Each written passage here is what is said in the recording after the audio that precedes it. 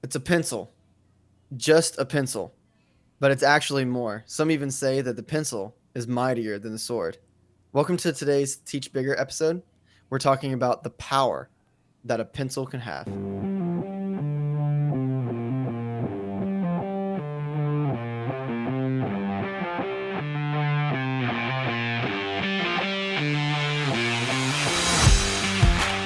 Welcome to the Teach Bigger podcast. I'm Chris Pratt. I'm Chris Mosley. And I'm Tyler Lamont. This is our second part of a episode entitled The Power of the Pencil. And in our last episode, we spent some time talking about the power of writing in your classroom, no matter what content you're in. And we talked about the importance of writing. And so today we want to kind of shift gears. Although we're still talking about the importance of the pencil in your classroom, we're going to be talking more about non-writing elements that have a huge impact on our students. So to kind of get things started, I started to experiment with this whenever I had the mandate to start writing more in my classes. And what I realized was that there's a whole lot of wasted time to get writing activities started. And I wonder if that's why sometimes teachers that are not writing teachers avoid it, because I've got to get out the paper, I got to get out the pencil, they've got to sharpen it. There's so many things involved. And sometimes I'm a theater teacher, I'm a PE coach, or I'm a math teacher, and I just don't want to deal with all this extra. Like, we got to get to what we do. And so I started to kind of analyze it and think to myself, I need to approach this the way I approach everything in my class. I need a procedure for it. And what I started to realize was that there is a dynamic that is built and a momentum that's built in your class whenever you incorporate the pencil into your procedures in a way that makes it engaging and fun and exciting for kids. So what I found myself doing was this. I decided, with everything else I do, and of course I'm from a music background and a band background, and so we're fairly regimented, because you can't have kids just playing anytime they want or just doing whatever they want. So there's a time and a place for everything. And I thought to myself, it's the same thing with writing. And so we started to use the pencil as an extension of our performance. And we started to think about, okay, so what I can do is, if I can teach the kids, if they can actually pick up their pencil at the same time, then they're going to be much more apt to play at the same time. Now, I realize if you're not in a performance-based class, you're going, what does that have to do with me? But what it has to do with is unity and teamwork and cooperation. And kids really buy into that kind of energy. And so what I did was I started to develop this system that I called pencils in 3, 2, 1. And so what I did was I took the idea of, and if you're familiar at all with like cues or call and response, that sort of idea, it's very effective with kids. And so what I thought is we'll have some cues for our pencils and we'll do some call and response, because then that makes it an activity that we're doing and not just I have to write now. So what I did was really simple. I taught the kids, hey, okay, whenever it's time to write, I'm going to tell you pencils in 3, 2, and then they were going to pick up their pencil and hold it in the air on 1. And the reason that we do this is to get everybody focused in one place and at one time, because they know now is going to be the time that I'm going to start this activity. So, it's pretty easy. I would just tell them, okay, so here's your warning. When you hear me say pencils in 3, it's time to grab your pencil wherever you are. And, we had music stands, and so they always had their pencil on their music stand. And so it may be a little different in the classroom, whether it's on their desk or, maybe you have a tray underneath or whatever the case may be. You'll have to figure out that kind of timing and those logistics. But basically, I would say pencils in 3, 2, and then at that countdown on that cue, everyone would raise their hand straight in the air with their pencil in the air, and they would all say 1 at the same time. Now, you're going, that's cute for elementary school kids. Actually, I did this with high school kids, and that's where I first introduced it. And they actually kind of thought it was fun. Again, because it built this energy and this momentum in the room. And, they like to nerd out on it. And they like to be like, I'm going to raise my hand higher than you. And I'm going to get my pencil up faster than you. And they're really competitive. And that's just what kids like to do. It just depends on how you present it. So that's kind of how we did that. And what I found for me in hindsight, because at first I was just thinking of it procedurally, but it did so many things. First of all, it showed me who has their supplies. Because if a kid raises their hand in the air and there's no pencil in their hand, then I know this kid doesn't have a pencil, and I can address that situation. Where a lot of times if I just said, hey, take out your paper and write this down, a kid can kind of fake that. And so I wanted to make sure that I had that. And then the second thing that it did was, like I said, it brought this momentum and energy into the classroom to where they knew it was time. And a lot of times what I would do is this. I would say pencils in 3, 2, everybody would say 1, they'd put their pencil in the air, and then I would tell them what I wanted them to write. Because they have this hand in the air with the pencil, and now they're waiting for instruction. And I would always make my instructions short. I mean, I'm not going to sit there and, ramble on, but I'm just going to say, write this, do this, whatever the case may be. And then I would say, go, and then they start writing. And so what I found was this created less chaos in the room. It built energy, it built momentum, and it made it somewhat of a game or a contest for the kids, which all just helped fuel the fire of we're going to write in class, and it's not a miserable experience. So, comments from the Peanut Gallery. Well, speaking of rambling on, see, I worked with him for years, and yes, he does ramble on. So, and somebody listening said, "This is my first time to listen," and he really does ramble on. Wow, that's all for the podcast today, everybody. Thank y'all for joining. Right. And, we are out of time. No, so in my experience with it, I didn't start doing it until I worked with you. I did it after, actually. And I'm not sure. You just kind of started doing that one day. Yeah, and it just popped in my head, literally. Yeah, I don't know if because it was a point where you were doing a lot of things with the regular people in the building. You were going to all the meetings and stuff, right. And so I think you were doing a lot of curriculum stuff and probably a lot of conversations. So here's a little insight about me. Not non-band people is what I meant. Right. Well, and here's a little insight about me. Right. I've kind of learned there are two kinds of extracurricular teachers, or two types of electives teachers.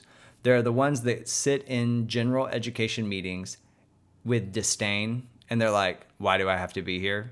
And everything this doesn't apply to me. Right. And everything that is said, they're figuring out why they shouldn't have to do it or how they already do it, and they're not going to change anything they do. Right. That's one way. And then another way are people that go in and they go, what can I figure out from this general ed session, and how do I apply it to where I am to make what I do better?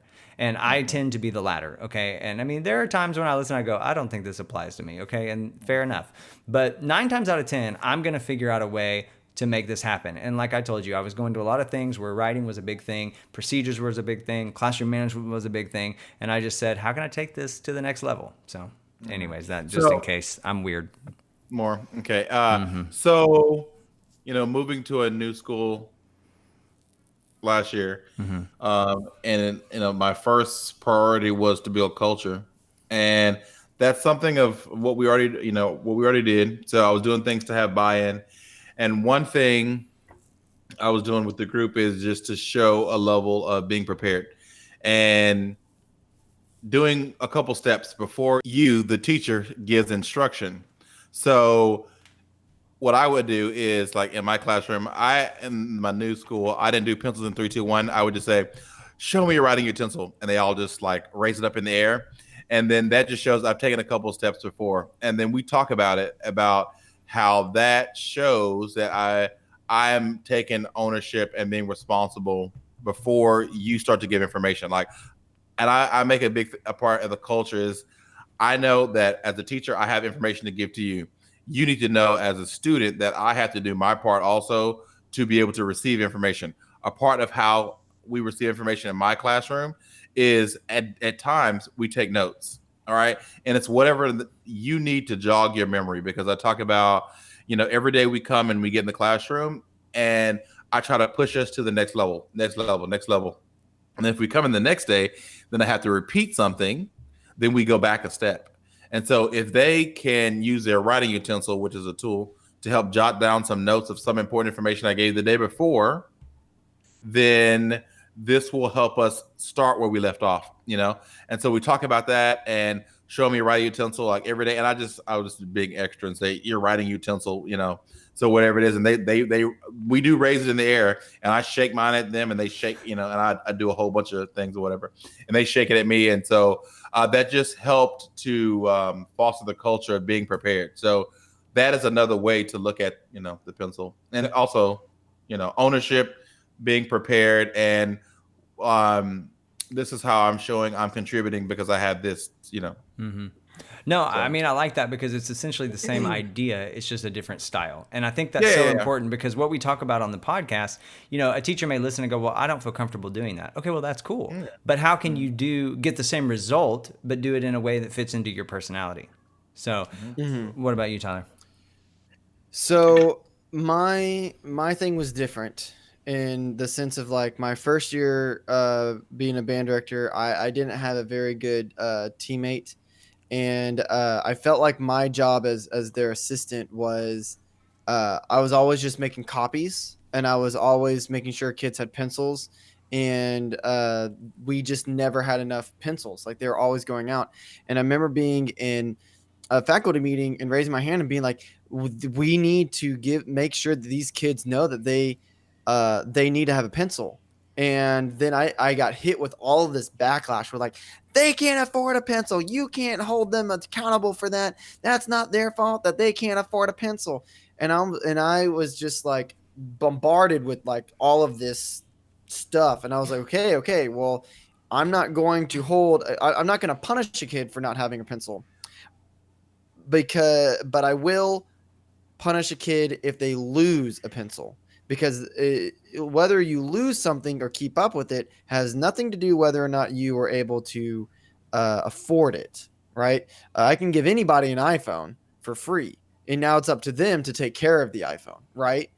Same thing with like a pet or anything like that. So then the next year, I got a new teammate, and I expressed my frustrations with it, and we came up with this thing in the band program where we gave out pencils to everyone, and I made sure that all of the kids knew that this was going to be the only pencil that I would ever give them for free.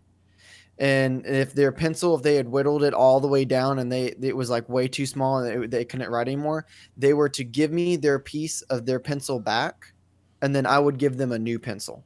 But if they came to me and said, I lost my pencil, Mr. Lamont, I need a new one, I would say, sorry, so sad. Because I was trying to reward the responsibility aspect of maintaining a pencil. Now, for your 3-2-1, I felt like 3-2 wasn't enough. Like in band, it was like 3-2 and then one. I started on 4, and I usually gave them instructions. I would say go to slant, and then they would get up, and then I'd give instruction, and then I would say pencils in 4-3-2, and then they would all go one, and I say right. And I'm now, I'm in a media class. Like we are 99.99% paperless. Like even I myself sometimes don't have a pen or a pencil because I either left it in my bag or something like that, because I'm always on the computer. Like I hardly ever have to write anything down on a piece of paper. But I've noticed that when I give instructions, when I'm done with instructions, I kind of clap my hands and I say break. And that's from a drumline thing from when I used to teach drumline. And I started doing that in my class, and it's still the same call and response. And I noticed just last week, actually, that after I gave my instruction, I didn't do it. And all the kids were still like looking at me like, can we stop looking at you? And I like looked at them, I was like, and break. And they're like, oh, okay. And then I just hear, I just hear tapping going on the keyboard. So I think that this is really, really beneficial. The other day, yesterday, I think it was, I actually went back to the junior high where I used to work because I had to get some paperwork or something. And I stopped by to go see the band, and it was after school, and they're in their after school sectional, whatever. Now, of course, I am now a distraction in that classroom because they haven't seen me since March and like all of this stuff. So they're like, meh, whatever. You were distracting whenever I taught too. So Yeah, I'm sure I was. But the new director there, I could he while I walked in, he was like, pencils, pencils, show me your pencils. Where's your pencils, little Johnny? I need you to show me a pencil. And they're like, what's going on? Like pencils up in the okay, here's my pencil. And I was just sitting there thinking like, all you need to do is tell them to go to slant and then say pencils 4-3-2, and then they say one, and then you would have saved like a bajillion amount of time. Now, again, granted, I know that my presence in the room was not helping him, so he might have had other procedures in place that were not going well because I was being my presence was a distraction. But I strongly believe this, and I even said this in a faculty meeting, and I got met with a lot of backlash for it. The way to save kids is by giving them expectations and responsibilities, not by pitying them for not having a pencil in class. I get it. People are poor. I think 2/3 of all schools in Texas are now Title One, and that means that the school is 50% or more. Those students are on free or reduced lunch, and so I get it. Like the poverty line is raising for whatever reason, right? But that doesn't excuse responsibility. If the school gives you something, you should have the responsibility to take care of it. It shouldn't be like, oh, I lost it, now give me another one. It doesn't work like that. Yeah, and Tyler, you're hitting on something so important because I see it all the time. There's so many people that are like griping and complaining, and they're like, how can you hold a kid responsible for a supply? How can you give them a grade or whatever?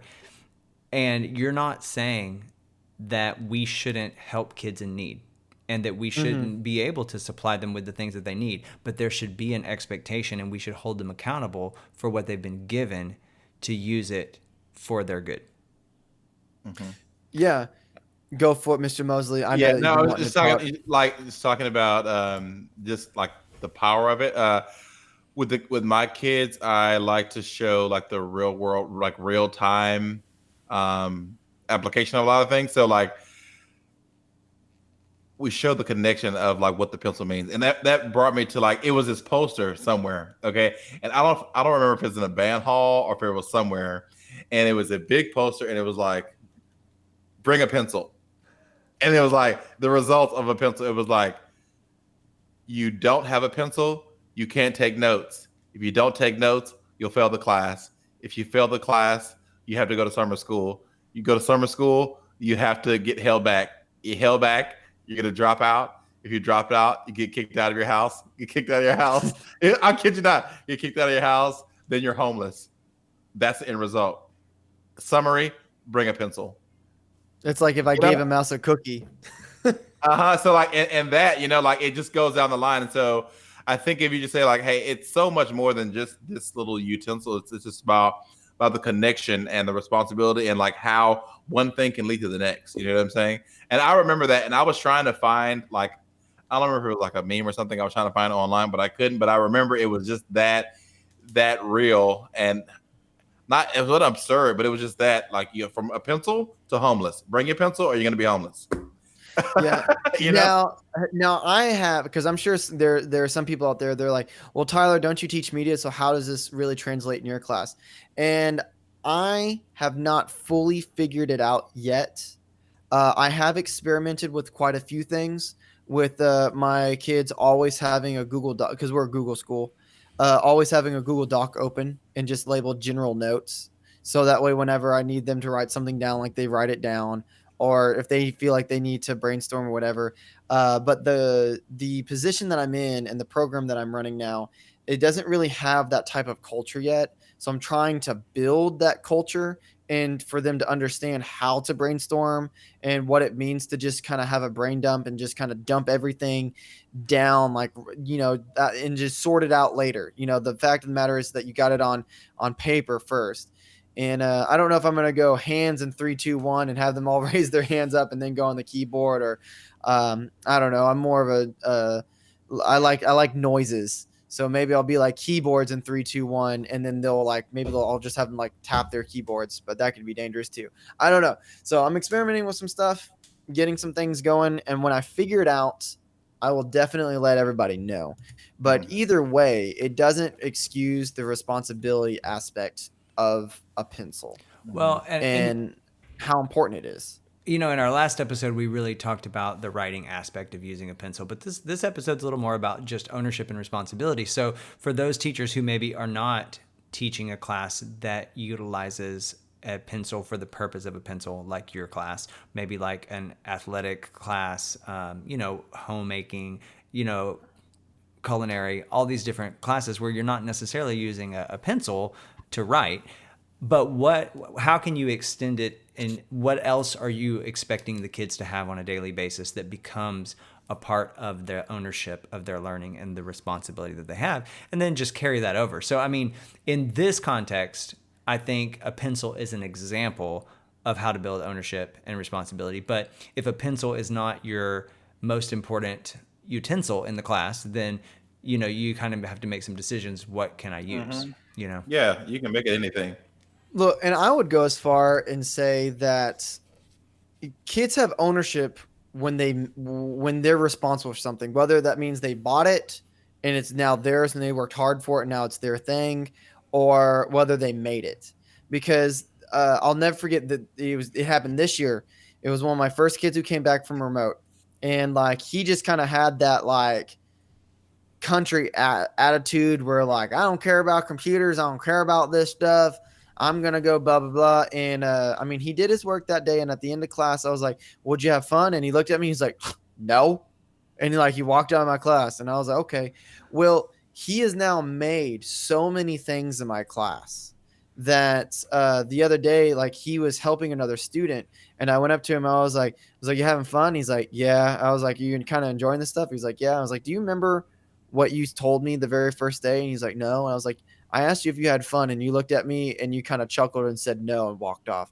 He's like, oh man, that was rude. I wish I wouldn't have done that. He's like, this is one of my favorite classes. And I think that it's one of his favorite classes now because he creates something. He's put investment into something, and the pencil or a pen is the first step into somebody creating something, whether it be a drawing, whether it be writing notes, writing the next screenplay, whatever. Like, it is the first step into doing it. Because just think about in your class, pencils in 3, 2, 1, and then there's that one kid, or you say who has a pencil, or sometimes you even say who doesn't have a pencil, and then you spend the next 5 to 10 minutes trying to find a pencil, or at least it feels like 5 to 10 minutes. You know what I'm saying? So the pencil, the pen, a writing utensil, is the gateway to creating something new that day.